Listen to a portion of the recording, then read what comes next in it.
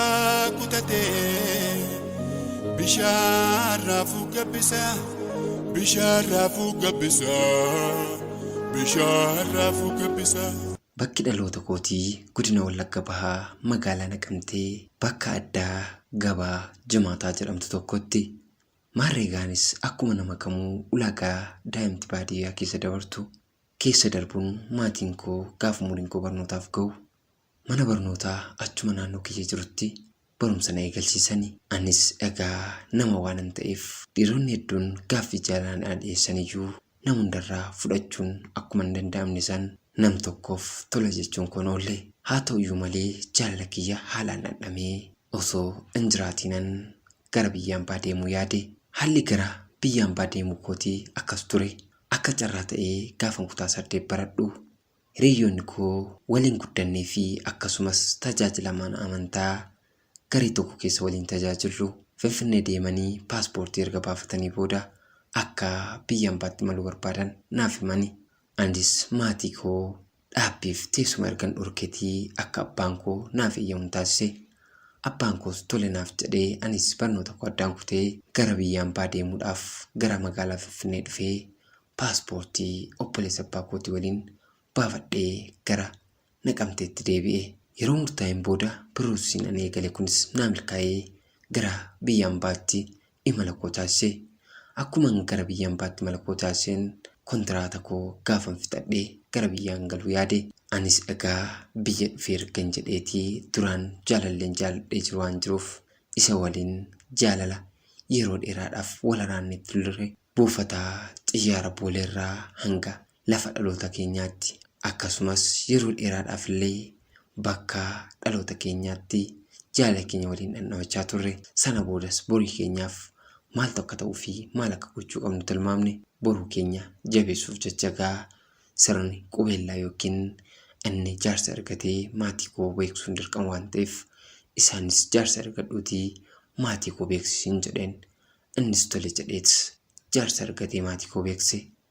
Dassuu koo ati dhugumaan nama jaalalaati naman ani jaalala irratti jedhee akkan afaan koo hiikkadhee jaalalaafis onneen koo sirratti shaakala eegalte har'as sumaan jabaattee jirti.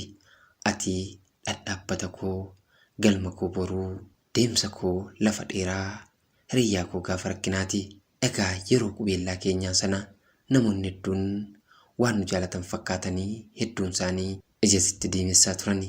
Hedduun isaanii immoo ilkaaniin qasa'aa garaan isaanii summii baachaa ture. Maatiin kiyya tole jedhaniyyuu namoota hedduudhaaf illiqinfamne.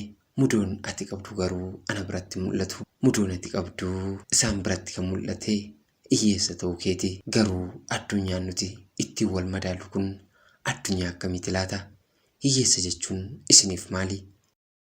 Anis waa malee dubbii kanan kaafne yeroo baay'ee hiriyyaa koo kana wanti namoonni ittiin madaalliirra kaanii bitaan mirgatti gaggaragalchanii isa tuffachuuf dhiibuu barbaadan sababa hiyyummaa isaati. Dassuun koo qalbii qabeessa qofa osoo hin taane nama fayyaa guutuu rabbiin isaaf kennee boru dalagatee jijjiiramuu danda'udha. Egaa ani hedduun jaaladha. Ati anaaf sooressaa Bilgeet yookiin Sheek Allaamuddin caaltudha. Maaliif onneen kee sooressa sammuun kees guutuudha. Kanaaf mee yaa daawwattootaa namni yoo hiyyoome maal ta'e jechuudha. Nama akkamiitu immoo hiyyeessa jedhama. Dassuu koo dhagaanii akkam jedhee akkan jaalala koo siif ibsu hin beeku. Dhugaa dubbachuuf taanaan jaalalleen ani siif qabu jaalala gochaati malee jaalala jechaa miti. Yeroo kamiyyuu umurii koo guutuu jireenya koo guutuu si faana jiraachuu fedha. Ati dhadhaabbata cimaa utubaan daddaagnee fi hundeen kee ashawaa irratti osoo hin taane simmintoo cimaadhaan waan ijaarame fakkaata. Ilma jaalalaa ilma jabaa jechuun kan akka keeti. Egaa naaf jiraadhu ani yoomiyyuu keeti. Yoomiyyuu si faana jiraadha. Har'a ani biyyaan baa ta'us yeroo murtaa'een booda akkan deebi'ee si faana jiraadhu abdiin qaba. Qubeellaan ani siif godhee deeme qubeellaa qubaa osoo hin taane qubeellaa onneeti. Onneen koo mana kee jirti.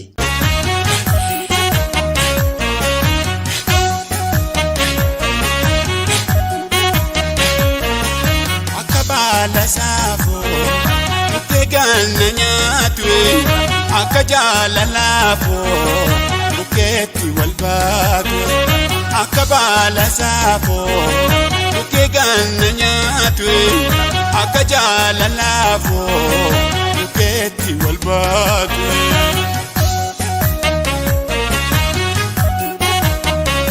Markan sibiraa deebi'eetii waggaa tokko guutuuf jira.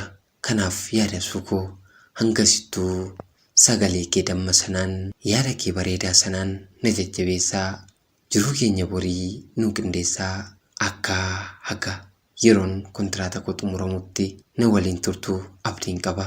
Hedduun si jaaladha, hedduun si abdadha.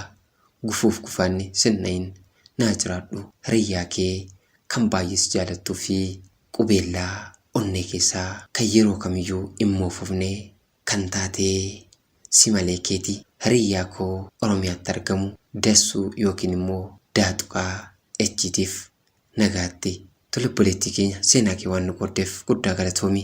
Gaamarree namni tokko hiyyeessa kan jedhamu nama jireenya isaa boriitiif karoora yookiin immoo abdii hin qabne akkasumas nama hin tattaafanne, nama hin carraaqnee fi nama Rabbiin fayyaa guutuu dhoowwateen hiyyeessa jechuu dandeenya. Namni tokko haga fayyaa guutuu fi yaada guutuu abdii borii qabaatee wanti hiyyeessa taasisu hin jiru. Yeroodhaaf hiyyeessa diinagdee yookiin maallaqa rakkachuu danda'a. Boritti garuu addunyaan nama deeksite namallee badhaafte waan ta'eef namni kun nama jijjiiramu ta'uu qaba. Ni jijjiiramas. Kanaaf egaa madaalliin hiyyummaa akka namoonni jedhan kan osoo hin taane akkuman ammas irratti jedhe kana. Kanaaf jaalalli keessan jireenya keessan keessatti murteessaadha. Jaalala damboobaa, jaalala bu'aa qabu, jaalala ija gaarii buusuu danda'u. Yoo wal jaalattan borullee hiyyummaa kana burkuteessitanii hiyyummaa irrattis gamoo soorummaa ijaaruu dandeessu. Akkuma abbaan qabeenya addunyaa Biil Geet jedhe namni tokko hiyyummaatti dhalachuun cubbuu miti, garuu hiyyummaadhaan du'uun cubbuudha jedhe. Innis waa malee miti kan kana jedheef namni tokko egaa jaalatee yookiin filatee hiyyummaatti yookiin sooressatti hin dhalatu. Erga dhalateetii addunyaa lamaan kanatti dhufa. Garuu addunyaa kana jijjiiruu kan danda'u erga dhalateetii malee garaa haadha isaa yookiin gadameessa harmeessaa keessatti miti. Kanaaf hiriyyaan keessa ta'ee ati yeroo kamiyyuu taanaan hojjettanii yoo jettan of jijjiiruuf wanti sin daangessu hin jiru. Kanaaf ilaalchiif adeemsi kee sirriidhaa. Itti fufi hiriyyaa kee kana jabeessii waliin jiraadhu siin jedha.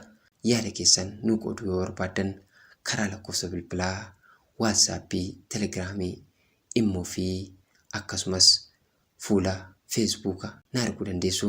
Lakkoofsi ittiin argattan 9922 49 78 86 horaa bulaa deebanaa Oromiyaarraa